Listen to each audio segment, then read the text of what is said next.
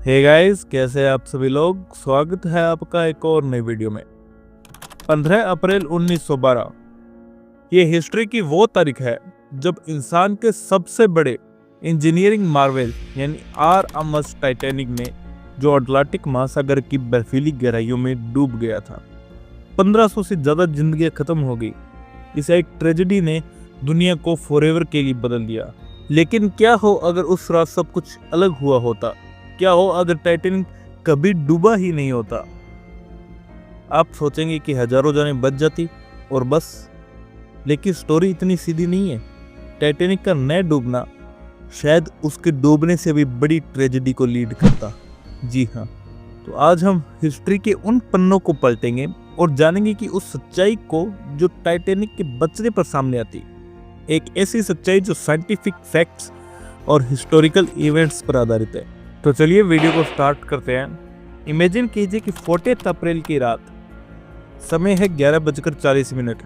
जहाज के लुकआउट पर खड़े उस पहरेदार की नजर उस एक बड़े से आइसबर्ग पर पड़ती है।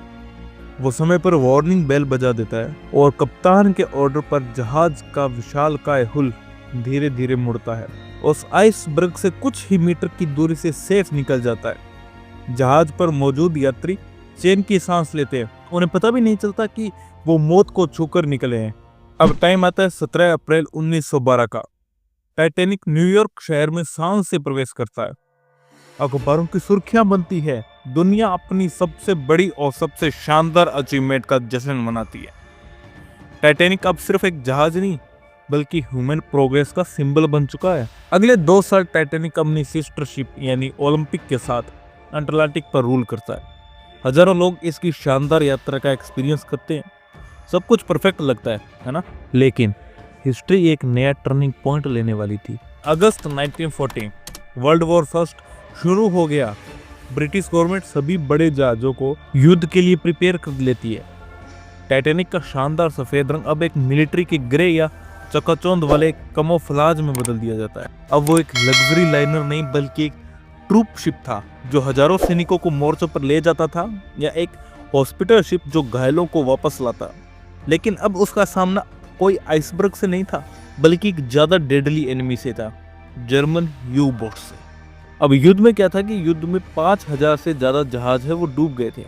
टाइटैनिक की अपनी ही बहन ब्रिटेनिक जो एक हॉस्पिटल शिप थी, 1916 में एक समुद्री माइन से टकराकर सिर्फ 55 मिनट्स में ही डूब गई।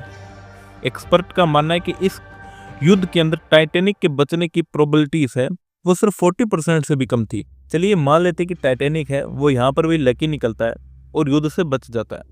अब 1920 का डिकेड उसके लिए फिर से सुनहरा दौर लेके आता। वो वापस यात्री सेवा में लौटता, लेकिन एक और डिजास्टर दरवाजे पे दस्तक दे रहा था। ईयर 1929 की द ग्रेट डिप्रेशन। दुनिया की इकोनॉमी है वो ढह गई। लोगों के पास खाने के पैसे नहीं थे, तो अटलांटिक पार करने के बारे में कौन सोचता। पैसेंजर नंबर है वो 90% तक ड्रॉप हो गए।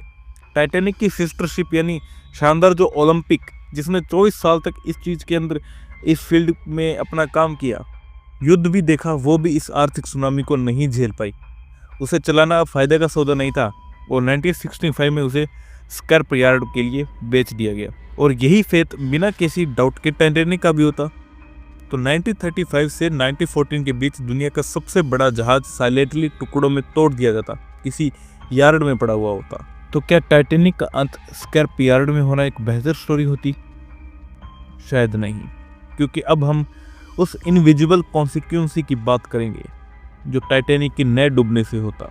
यह एक ऐसा सच है जो आपको अंदर तक शॉक कर देगा। टाइटैनिक की ट्रेजेडी सिर्फ एक हादसा नहीं थी, यह एक वार्निंग थी, द वेकअप कॉल। इस हादसे ने दुनिया भर की गवर्नमेंट्स को नींद से उठाया। ओवरनाइट समुद्री सुरक्षा के रेगुलेशंस हमेशा के लिए बदल दिए गए। सोलास यानी safety of life at sea convention 1914 में बना था। रेगुलेशन यानी हर यात्री के लिए लाइफ बोट में जगह अनिवार्य हो गई और 24 घंटे रेडियो निगरानी, और इसी के साथ इंटरनेशनल आइस पेट्रोल का भी गठन किया गया। तो अब सोचिए, अगर टाइटैनिक नहीं डूबता तो ये रेगुलेशंस कभी नहीं बनते, कोई वोकअप कॉल नहीं होती, दुनिया के महासागर एक अनसीन टाइम बॉम्ब पर तैर रहे होते। शिपिंग कंपनियां पुराने अनसेफ मेथड से ही चलती रहती और फिर किसी और दिन किसी और जहाज के साथ एक और हादसा होता, शायद 1920 में या 1930 में।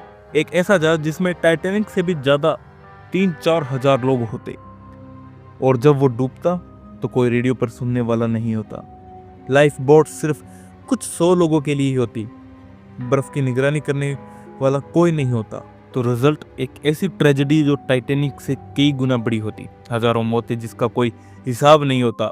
टाइटैनिक की 1500 मौतों ने अनजाने में भविष्य में लाखों लोगों की जानें बचाई। यह एक क्रूर सेक्रीफाइस था जिसने आने वाली जनरेशंस को सुरक्षित किया। तो अगर टाइटैनिक का अंत अलग होता तो वो कुछ साल और चलकर ऑब्सक्योरिटी में स्केप हो जाता। उसका डूबना एक भयानक ट्रेजेडी थी, लेकिन इसी त्रासदी ने उसे इमोर्टल बना दिया। इसी त्रासदी ने समुद्री यात्रा को सुरक्षित बनाया। तो कभी कभी हिस्ट्री में कुछ हादसे इतने बड़े होते हैं कि वो भविष्य का रास्ता तय करते हैं। टाइटैनिक की कहानी सिर्फ एक जहाज के डूबने की नहीं है, बल्कि एक लेसन की कहानी, एक अध्याय की कहानी जिसे इंसान ने हजारों जाने खोकर सीखा। आपको क्या लगता है कि टाइटैनिक का डूबना हिस्ट्री की एक जरूरी ट्रेजेडी थी? अपनी राय हमें नीचे कमेंट में बताएं। अगर आपको ये वीडियो पसंद आया तो इसे लाइक करें, अपने दोस्तों के साथ शेयर भी करें और हमारे चैनल को सब्सक्राइब करना ना भूलें। मिलते हैं अगली वीडियो में, तब तक के लिए जय हिंद, जय भारत।